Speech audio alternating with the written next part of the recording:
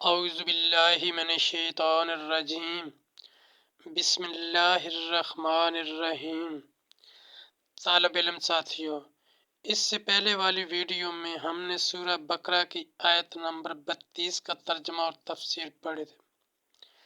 اس video میں آج ہم سورہ بقرہ کی آیت نمبر 33 کا ترجمہ اور تفسیر پڑھیں گے۔ ساتھیوں، فرمان عالی شان ہے کہ علم حاصل کرنا ہر مسلمان مرد عورت پر فرض ہے۔ سورہ بقرہ آیت نمبر 33۔ قال یا آدم انبئہم باسمائہم فلما انبأہم باسمائہم قال ألم أقل لكم إني أعلم غيب السماوات والأرض وأعلم ما تبدون وما كنتم تكتمون۔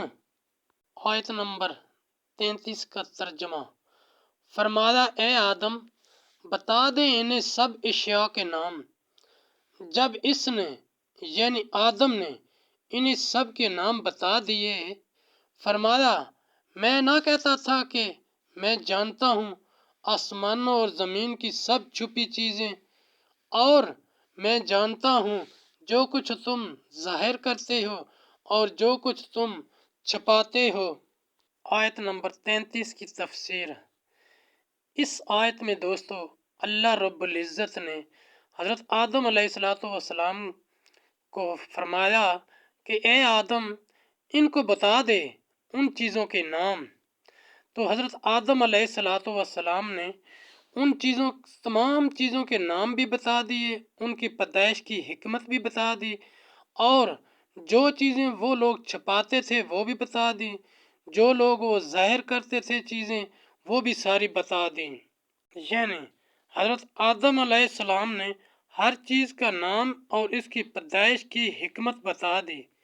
ملائکہ نے جو بات ظاہر کی تھی وہ یہ تھی کہ انسان فساد انگیزی خون ریزی کرے گا، اور جو بات چھپائی تھی وہ یہ تھی کہ مستحق خلافت وہ خود ہیں، اور اللہ تعالیٰ ان سے افضل و عالم کوئی مخلوق پیدا نہ فرمائے گا۔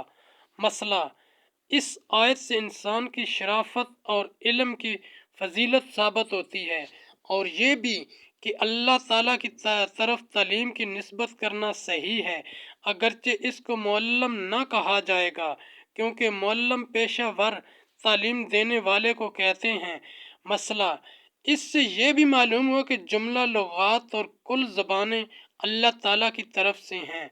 مسئلہ یہ بھی ثابت ہوا کہ ملائکہ کے علوم و کمالات میں زیادتی ہوتی ہے۔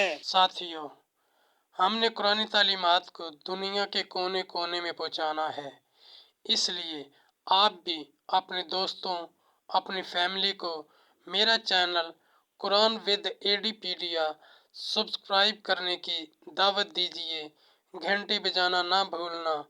اللہ کریم ہم سب کی نیک اور جائز حاجات پوری فرمائے، آمین یا رب العالمین۔